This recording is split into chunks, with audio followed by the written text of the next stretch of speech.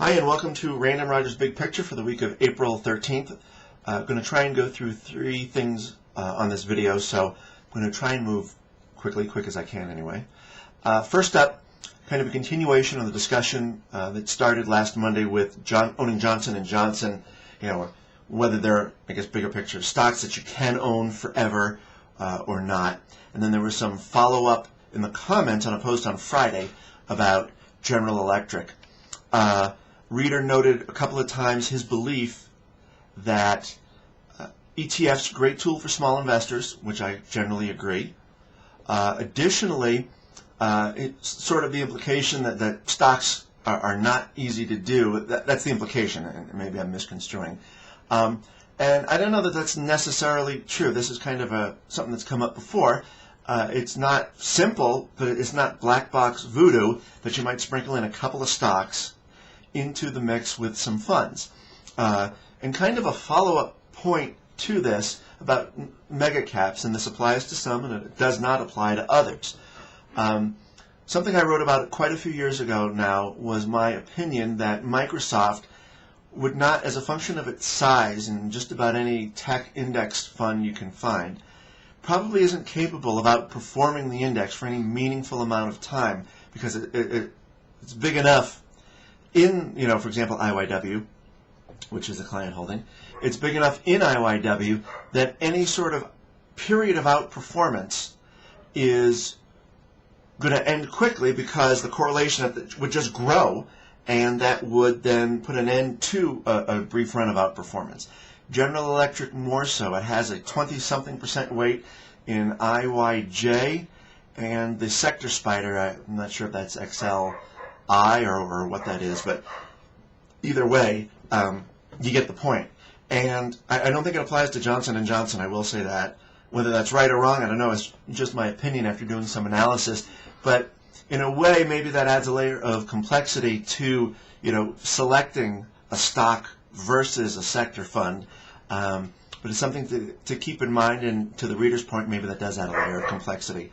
Tater, all done! Okay, Joellen's not home and the dogs are having at it. Okay, so next issue, I placed an order on Friday in what I think was the middle of the day for a fairly new ETN in my personal account, just to, as someone used this term to me a few weeks ago, as a test drive. I'll test drive it personally and see whether or not it makes sense to own it for clients. So the spread was 12 cents, and it's a fairly low-priced ETN in the mid-20s. And so I placed the order in the middle of the spread. Actually, I gave kind of a little bit more to I think I gave 7 cents out of the 12, if you follow my thinking, or the way I'm saying that. And it's a limit order, small order, the volume had been small, and the order never got filled.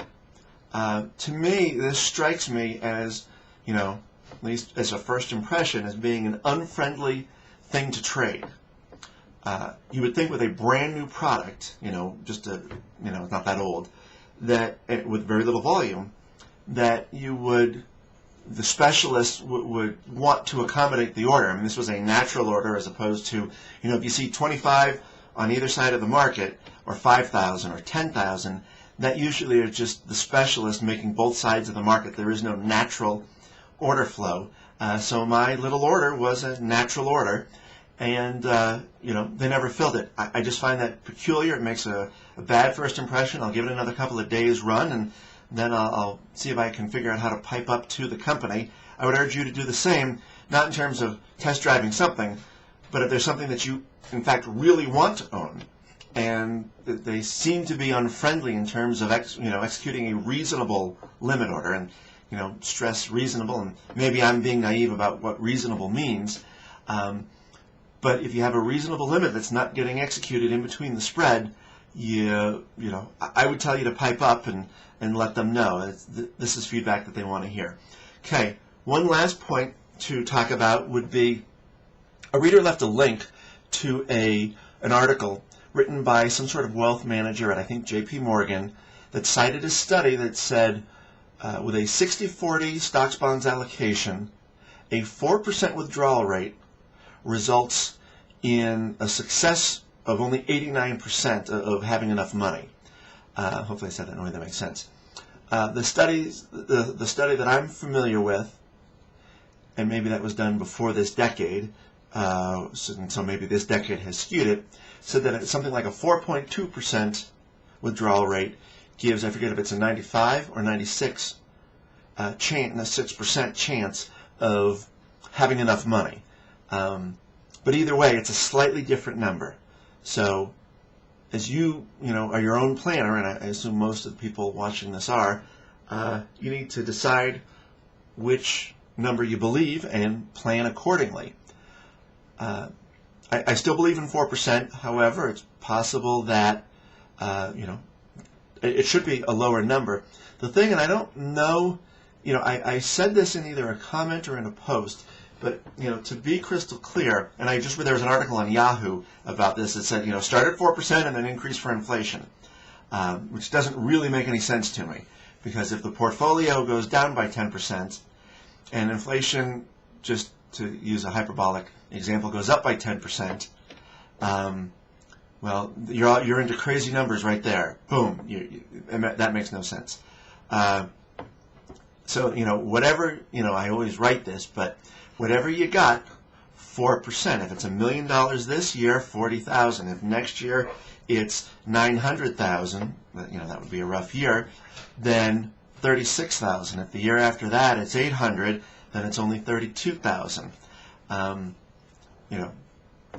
I realize that creates a lack of predictability, but if you don't want to run out of money, I think generally speaking, you need to organize or plan or construct, or whatever the right word is, in such a way where if the market has a bad go for a couple of years, that you don't burn through your money. If I made this one comment, and actually this was in the Yahoo article I referred to, is wait until there's an up year before you retire. If you do that, let's say you had retired in 2000. Let's pick a better example, 1999. If you had retired in 99, which would have been a good idea, if you build your life such that the 4% you're just getting by, that you could run into problems, is not such a stretch. This has nothing to do with being able to predict anything having to do with the market. It's just how it is. And that's really not very sensitive on my part, but if you spend too much money, you're going to run out of money. And it doesn't matter whether it's your own behavior that causes it or whether it's bad luck in the market. If you don't want to run out of money, what you have to do is fairly clear. That is probably pretty harsh, but the numbers work how they work. Markets work how they work, and you're not going to get away from either one of them. And the idea of being 81, healthy, and out of money after retiring at 60, well, that sounds pretty crappy to me. So, kind of need to make some tough decisions, unfortunately, or really live below your means. And let me be clear about one thing. Be crystal clear. I'm not a financial planner. The job I do has nothing to do with planning. That's a completely different hat. Someone who tries to wear both hats, more power to them. But that's not what I do. I work. I got a SIP that I fund. I try to max it out, and hopefully that leaves me with enough. That's where I'm coming from. I'm not a planner, to be crystal clear. Alrighty, have a great weekend.